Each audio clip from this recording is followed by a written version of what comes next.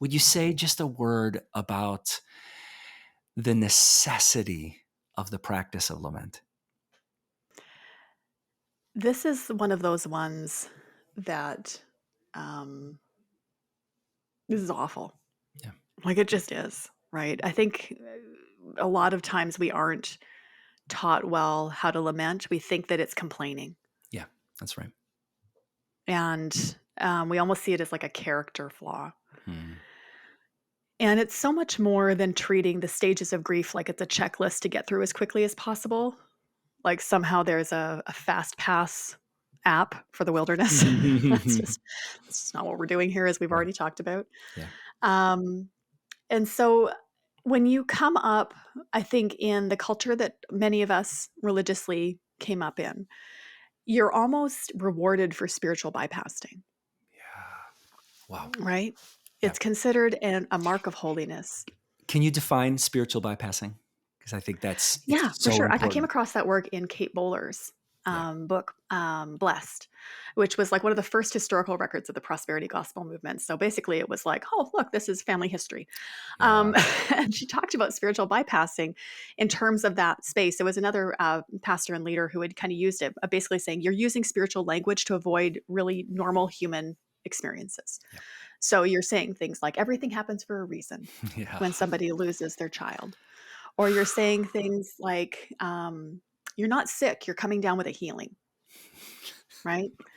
Or really garbagey stuff Yeah. around loss and Yeah. about pain and Yeah. about chronic pain and about Yeah. disability and Yeah. about loss and all these sorts of things, but you'll dress it up in a lot of spiritual language that makes you feel good saying it, but doesn't actually do anything other than feel like garbage, Yeah. to other people. And Yeah. it's almost like this way of being like, well, I'm going to try to get around being a person by really language that sounds spiritual, but actually is at best toxic, sometimes abusive, Yeah. And so the ways that we were often taught, there was almost this feeling of like, well, maybe you're just not as spiritual or not as holy. Hmm. And I don't know, there's an element of individual or personal lament that we almost have to embrace and learn how to practice. For me, it looks a lot like telling the truth. Hmm. And in a subculture like evangelicalism that really runs on accepted half lies, Hmm. or half truths, and presentations of togetherness Yeah. and niceness as a masquerade for justice. Hmm. There can be politeness. That's another one as a Canadian that I've had to disabuse myself of the notion. It turns out that having good manners is not the same thing as being just. And so that's sort of individual work. But then there's this communal element of lament Hmm. that's deeply, deeply important. And I think that's where, for someone like me who doesn't come to that very naturally, learning that God is also with all of us whose hearts have been broken Hmm. and who are afraid and who are marginalized and who have experienced loss and who are scared to send our kids to school. Hmm.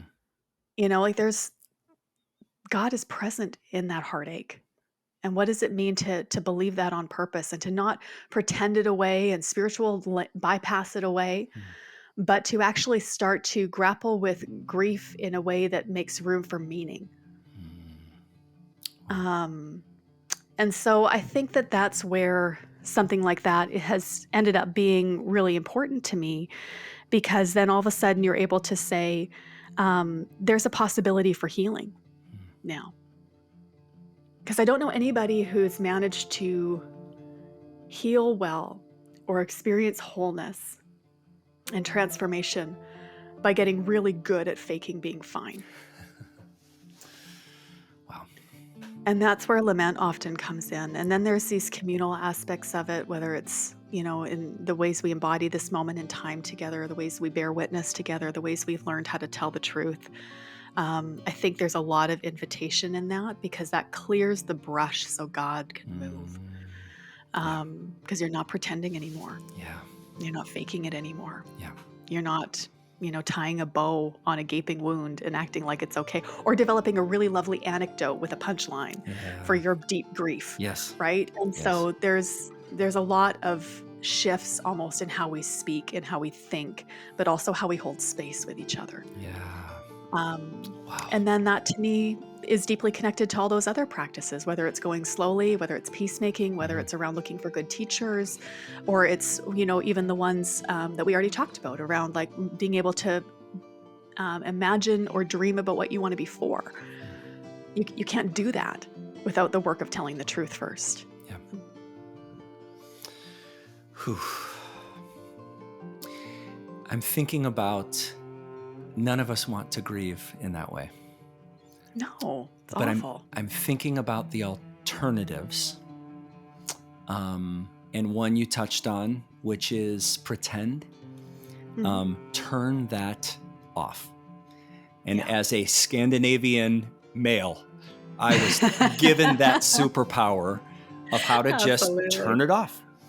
Yeah, The problem is, if you turn that off, you turn everything off. you do.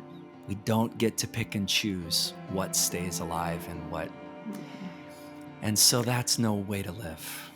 Numb it all. It is. And the thing too is like anytime you experience grief or sadness or trauma, big T or little t traumas, Yeah. um, if you don't if you don't tell the truth about it and deal with it, there comes a point where it starts to deal with you, Yeah. Yep. right? And you Yep. just don't get to ignore it anymore. Yep. Whether it's physically, spiritually, emotionally, relationally, it comes to collect the bill Yeah. at some point. Yeah. And at some point you have to surrender to that Yeah. process. And that's the kind of thing that I think is a deeply painful thing, but in that refining, cauterizing, healing sort of way, like the resetting of a bone sort of way, Yeah. where maybe there's that initial pain of having everything relocated, Mm. but then you actually have a possibility of healing, whereas Yeah. before you never did.